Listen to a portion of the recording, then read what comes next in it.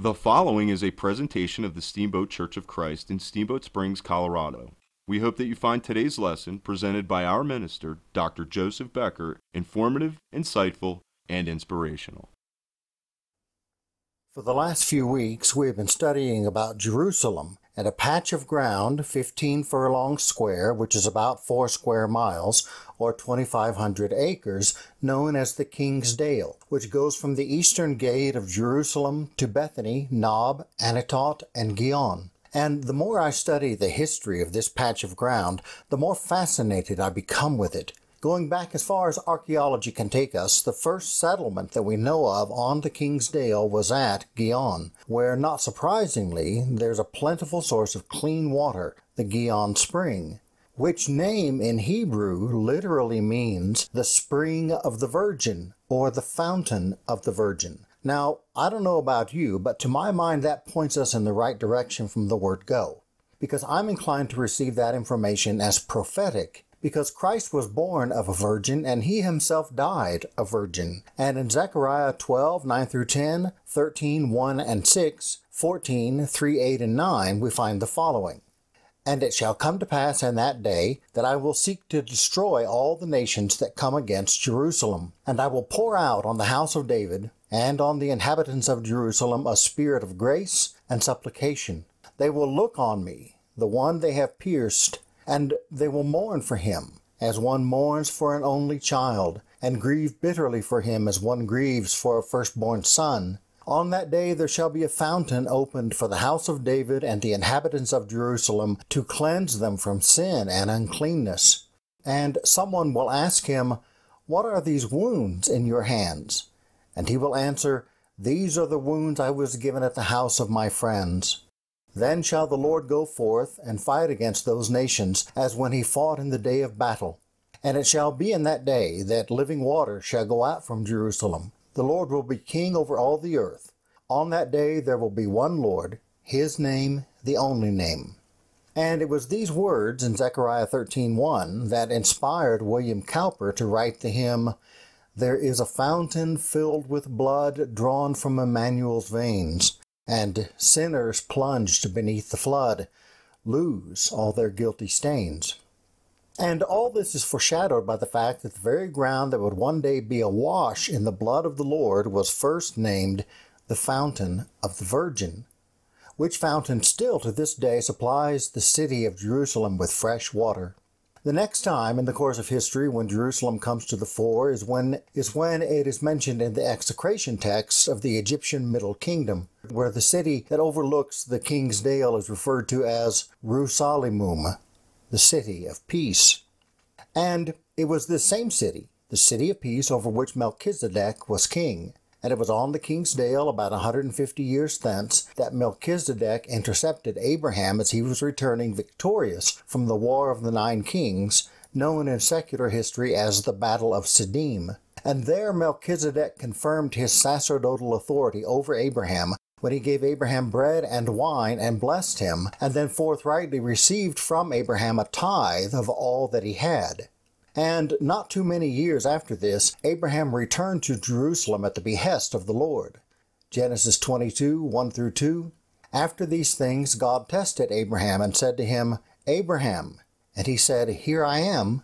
He said, Take your son, your only son Isaac, whom you love, and go to the land of Moriah, and offer him there as a burnt offering on a certain mountain I will show you. And Abraham obeyed the Lord, and took his son Isaac to the appointed place, and there bound him and placed him on the altar. Then picking up in verse 10 of Genesis 22, Then Abraham reached out his hand and took the knife to slaughter his son. But the angel of the Lord called to him from heaven and said, Abraham, Abraham. And he said, Here I am. He said, Do not lay your hand on the boy or do anything to him, for now I know that you fear God, seeing you have not withheld your son, your only son, from me. And where did this happen? Where did Abraham prove his faithfulness to the Lord? At Mount Moriah. And where is Mount Moriah? Jerusalem. This according to 2 Chronicles 3:1, where we are told, Then Solomon began to build the house of the Lord in Jerusalem on Mount Moriah. And this is when Jerusalem was consecrated unto Israel.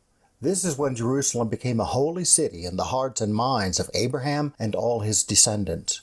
Then, about 150 years later, in 1700 BC, Jerusalem was occupied by the Hyksos, a nation of kings from Western Asia, who 50 years later made their way to Egypt and infiltrated the aristocracy there, becoming part of the ruling class of Egypt. And in 1550 BC, Jerusalem became a vassal of Egypt under the rule of the Hyksos kingdom of Egypt.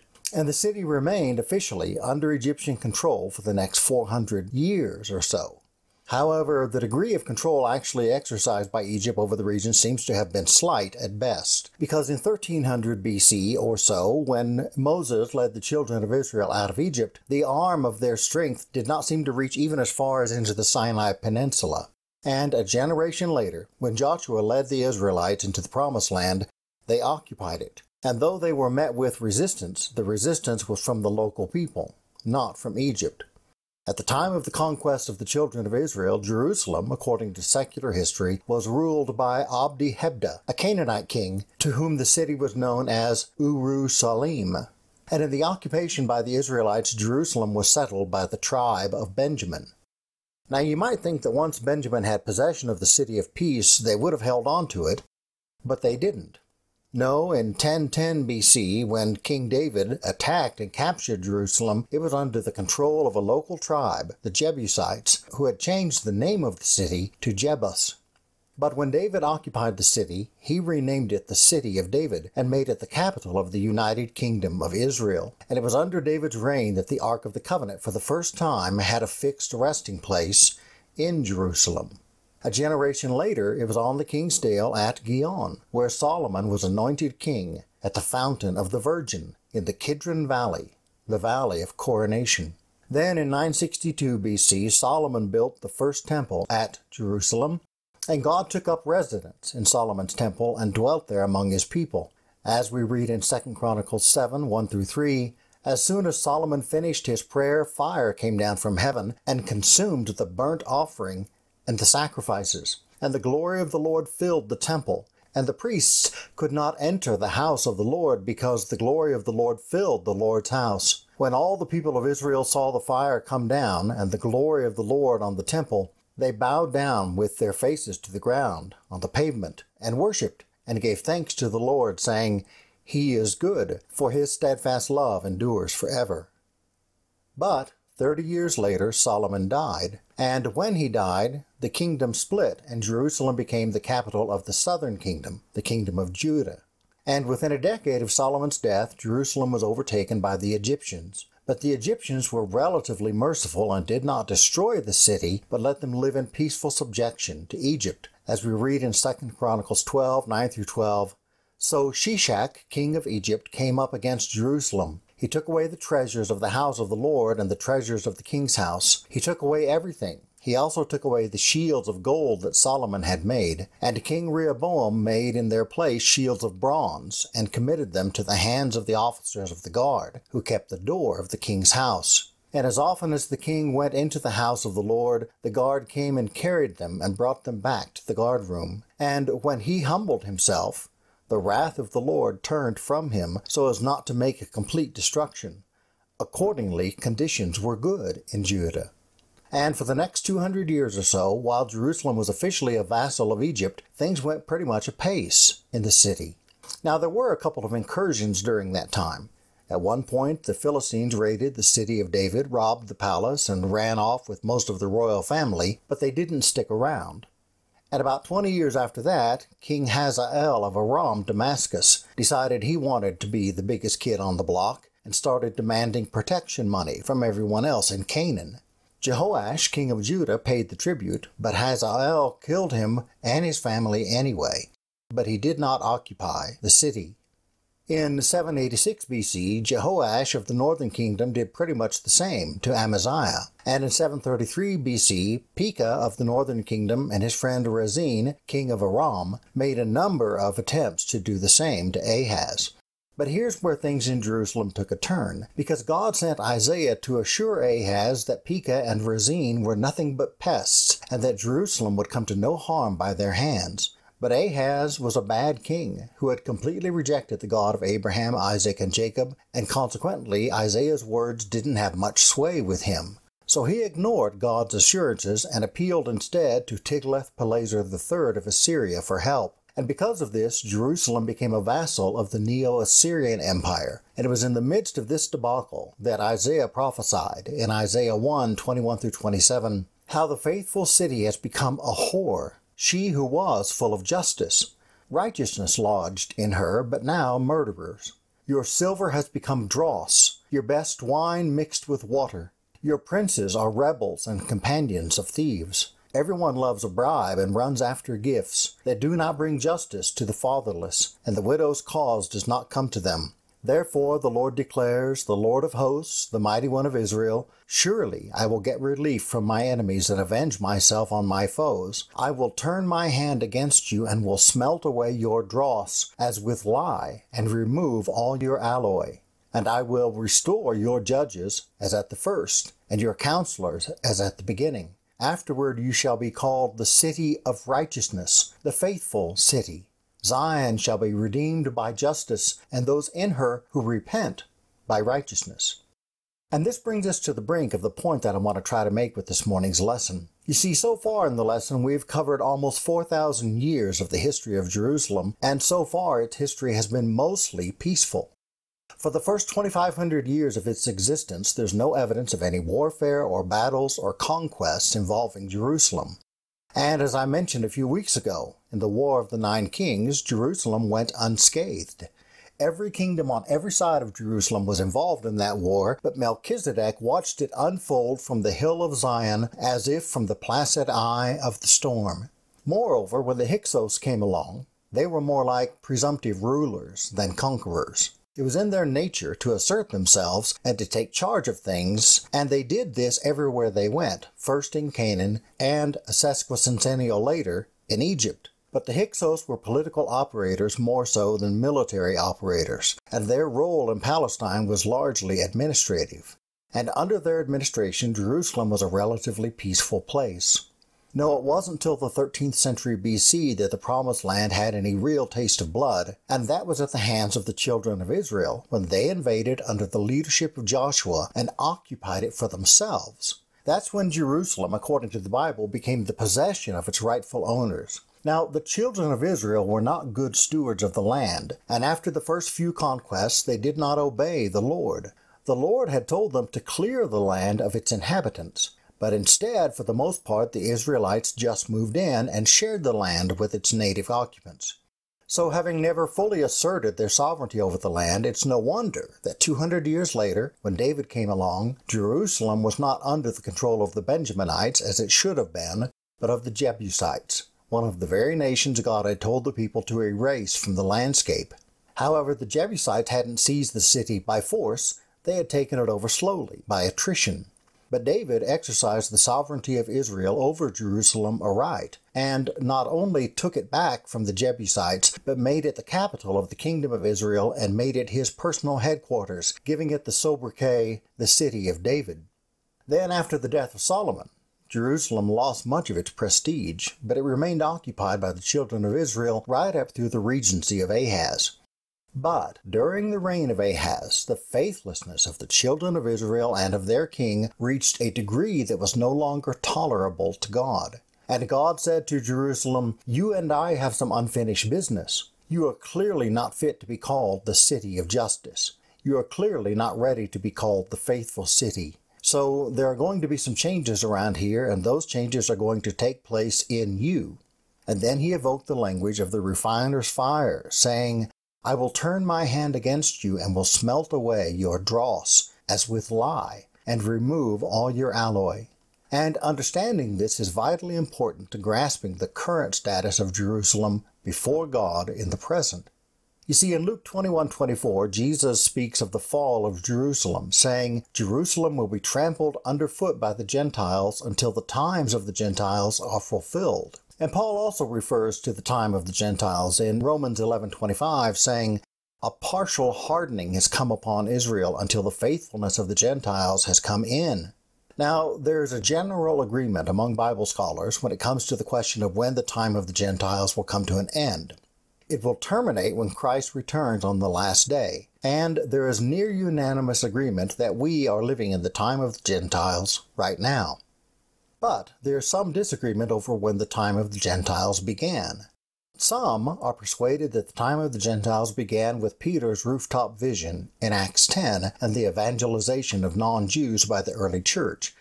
But I don't think that's right, because in Luke 21:24, Jesus isn't talking about the kingdom of God. He's talking about the city of Jerusalem, the geographical city of Jerusalem. And he defines the time of the Gentiles as the oppressive occupation of that city by Gentile powers. And that occupation didn't begin in the first century, and it didn't begin with the destruction of Jerusalem in 70 AD. It began when the prophecy of Isaiah in Isaiah 1 began to be fulfilled. You see, 20 years after Ahaz turned to Tiglath-Pileser rather than God, Jerusalem began to come under serious attack. First, the Assyrians laid siege to the city, but they averted destruction by becoming a vassal of King Sennacherib. And later, the Egyptians laid siege to the hill of Zion, and again the Jerusalemites capitulated and survived as vassals of Pharaoh Necho II of Egypt. But in 605 BC, the Babylonians showed up on their doorstep, and they were playing for keeps. Nebuchadnezzar II occupied Jerusalem, and the city of God has been under the rule of Gentiles ever since.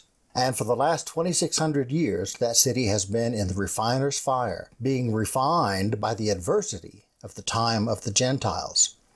Now, the book of Daniel records a series of visions dealing with Gentile world powers and their role in God's plan for redemptive history. And a number of people have attempted to identify the kings in these visions. I have made no such attempt. But noting that in each of these visions the Gentiles are given dominion over the world, including the Jewish people for a time, until God ultimately subdues them all and establishes his own kingdom once and for all, I'm persuaded that the time of the Gentiles includes all the years between the Babylonian Empire of Nebuchadnezzar and the return of Christ in clouds of glory on the day of judgment, and that we are now living in the time of the Gentiles. And this is corroborated by the fact that for all that time, Jerusalem has been in the crucible, being refined by the refiner's fire. As God had said, I will turn my hand against you and will smelt away your dross as with lye, and remove all your alloy. And all signs point to the likelihood that this will continue for the foreseeable future, and that for all that time, Jerusalem will remain in the crucible, and all that time, Jerusalem has been and will remain in the crucible, being refined by the refiner's fire. Over the course of the last 2,600 years, Jerusalem has seen more adversity than any other city on earth. The Babylonians dispersed the Jews living in Jerusalem and occupied the city themselves for about 70 years. Then in 539 BC, the city of David was occupied by the Persians, and under Cyrus the Great, the children of Israel were allowed to return to Jerusalem in 4 waves, one under Sheshbazzar, one under Zerubbabel, one under Ezra, and one under Nehemiah, 4 waves in all, but they were not given regional sovereignty. Rather, they lived in Jerusalem under Persian rule for the next 200 years. Then in 350 BC, the city revolted against Artaxerxes III, who retook the holy city and burnt it to the ground. 18 years later, in 332 BC, Jerusalem capitulated to the sovereignty of Alexander the Great. Then, over the course of the next 250 years, Jerusalem was invaded and occupied by various aggressors from without and from within, no fewer than 21 times, until in 63 BC the Roman Republic took control of the Levant and occupied the city of God. And Jerusalem remained under Roman control throughout the life and ministry of Christ. And it was in Jerusalem, or on the King's Dale, that the temptation of Christ, the cleansing of the temple, the meeting with Nicodemus, the healing of the man born blind, the raising of Lazarus from the dead, the triumphal entry, the Last Supper, the Passion, the crucifixion, the death, burial, and resurrection of Christ, the ascension of Christ, the coming of the Holy Spirit on the day of Pentecost, and the martyrdom of Stephen took place. And these events established Jerusalem as a holy city for Christianity. Then, in 70 AD, the Romans laid siege to Jerusalem, destroying the whole city and the temple. But the crucible didn't stop burning in 70 AD. No, The refiner's fire continued, burning as hot as ever.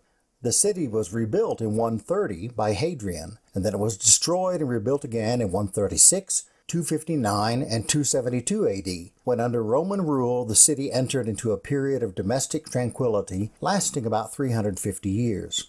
But this tranquility went out the window when Muhammad appeared on the scene, because he declared Jerusalem and the Temple Mount holy unto Islam in 610. And 4 years later, Khosrau II laid siege to the city, and it came under the rule of the Sassanid Empire. In this invasion, the Church of the Holy Sepulchre was burned, and the Christian population was massacred, and most of the city was destroyed. Then in 629, Byzantine Emperor Heraclius took Jerusalem and returned it to Christian control.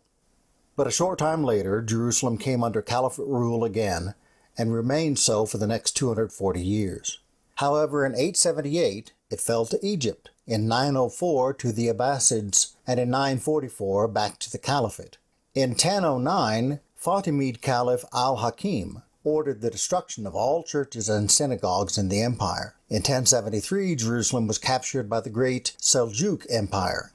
However, 4 years later, the citizens of Jerusalem revolted against these rulers, and the entire population was massacred. And in 1098, the city was recaptured by the Fatimid regent. Then came the Crusades. In 1099, the first Crusaders captured Jerusalem, slaughtered most of the Muslim and Jewish inhabitants, and converted the Dome of the Rock into a Christian church. And for the next 188 years, the city was governed by the Holy See of Peter in Rome by a Latin patriarchy, part of that time in cooperation with the Republic of Venice. Then, in 1187, Jerusalem was captured by Saladin, and the Second Crusade failed to retake the city.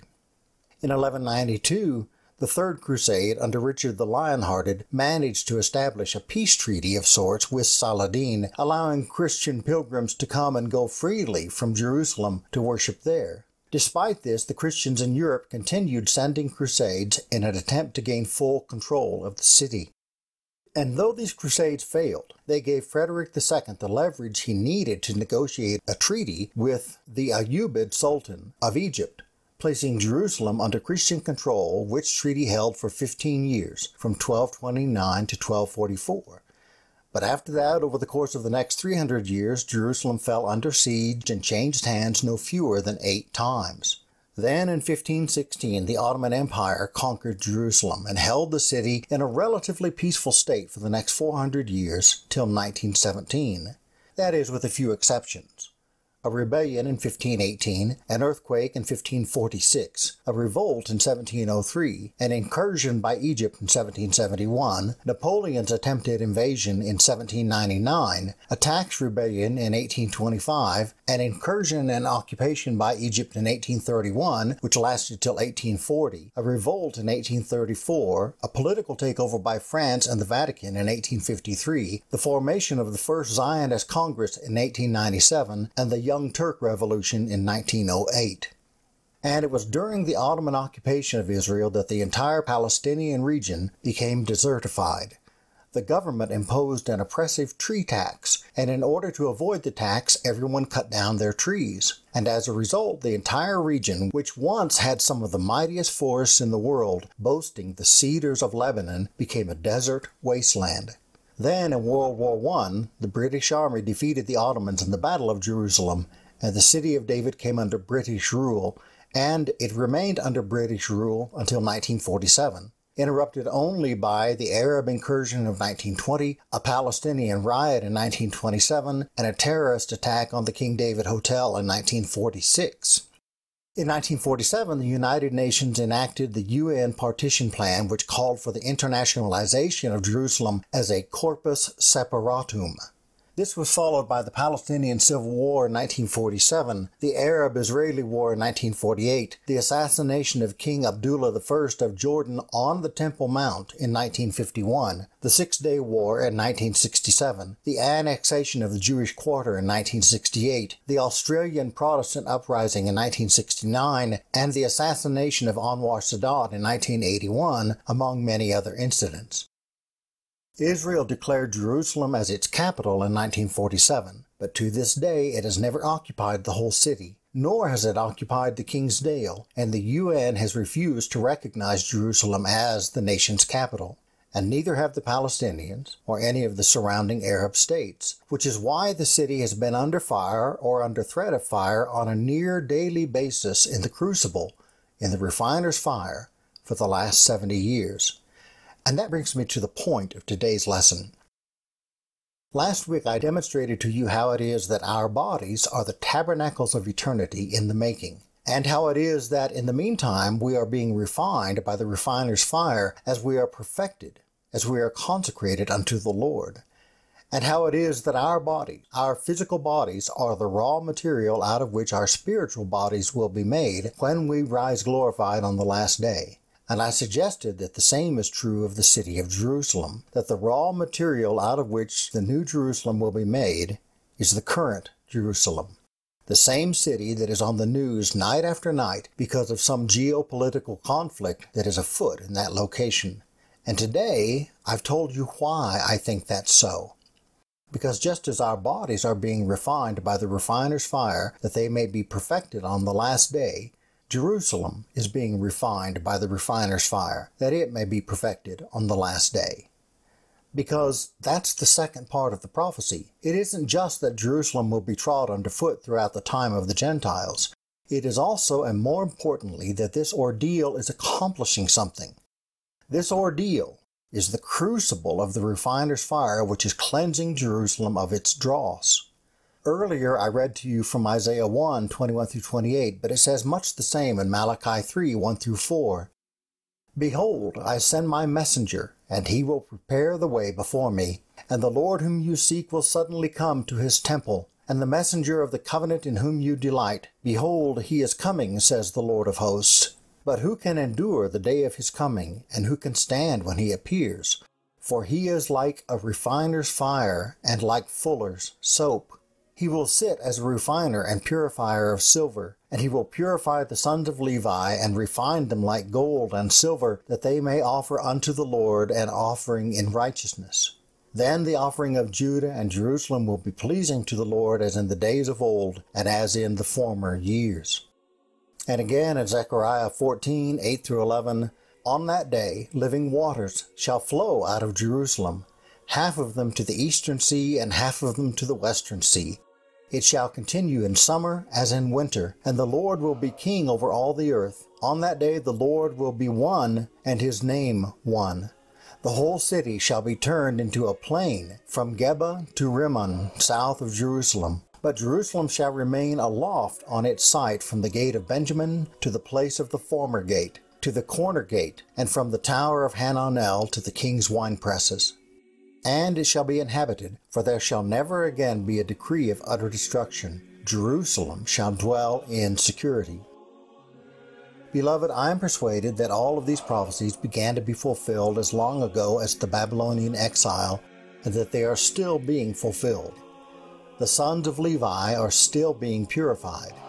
The children of Israel are still in the crucible, and the city of Jerusalem is still being refined in the refiner's fire, its dross and its alloy being burned away, just as we are being refined in the refiner's fire. And just as with us, the city of Jerusalem will be fully and finally perfected on the last day. There will be a new heaven, and a new earth, and a new you, and a new me, and a new Jerusalem.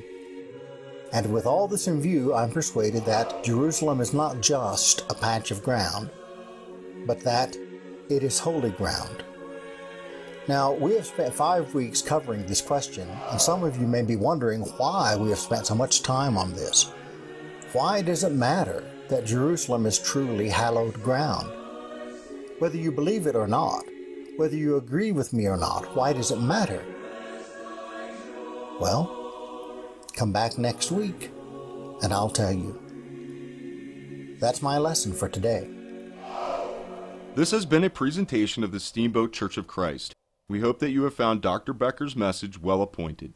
To hear more lessons like this one, visit our website at www.steamboatchurch.org or come see us at 1698 Lincoln Avenue in Steamboat Springs, Colorado. Bible classes are Sunday mornings at 9:30 and worship services are at 10:30. We look forward to meeting you. Until then, may the grace and peace of our Lord Jesus Christ be with you.